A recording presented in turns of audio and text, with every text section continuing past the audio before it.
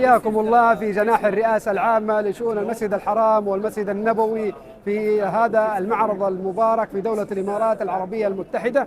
تقفون الآن أمام قطعة من كسوة الكعبة المشرفة وتسمى قنديل، تمر مراحل صناعتها بعدة مراحل. المرحلة الأولى هي مرحلة صباغة الحرير باللون الأسود، ثم طباعة الآيات القرآنية واللي هو تركيب القطن حتى تصبح سميكة بهذا الشكل. ثم المرحلة ما قبل الأخيرة هي مرحلة رص أسلاك الفضة المطلية بماء الذهب حتى تصبح بهذا الشكل الجميل. ثم تنتقل إلى القسم الأخير وهو قسم تجميع الثوب مع القطع أخواتها عددها 52 قطعة. نستخدم في حياكة كسوة الكعبة المشرفة 600 كيلو من الحرير، 120 كيلو من الذهب، و100 كيلو من الفضة.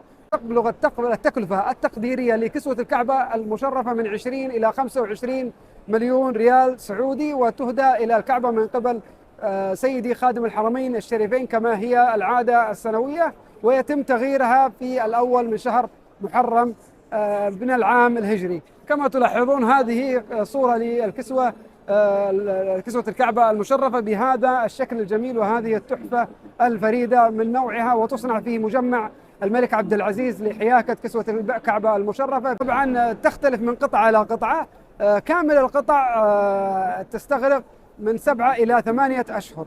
عدد الاشخاص اللي 200 صانع سعودي، ما شاء الله، مع السعوديه بيد السعوديه ولله الحمد. طبعا كتابه بالايات القرانيه، وتكتب ايضا اسم الملك الذي صنعت في عهده. مثلا هذه القطعه صنعت في عهد وهديت الى الكعبه المشرفه في عهد خادم الحرمين الشريفين الملك سلمان بن عبد العزيز حفظه الله.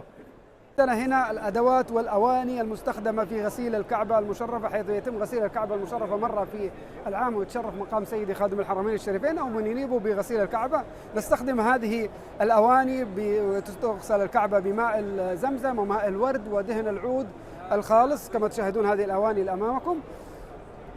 وأيضا معنا الحلقات الخاصة بتثبيت ثوب الكعبة المشرفة التي تستخدم في تثبيت الثوب من الأسفل وتربط في الشذروان.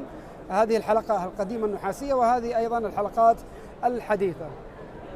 حياكم الله وتشرفنا فيكم في جناح الرئاسة، وسعداء بزيارتكم وتشريفكم. شكرا لكم على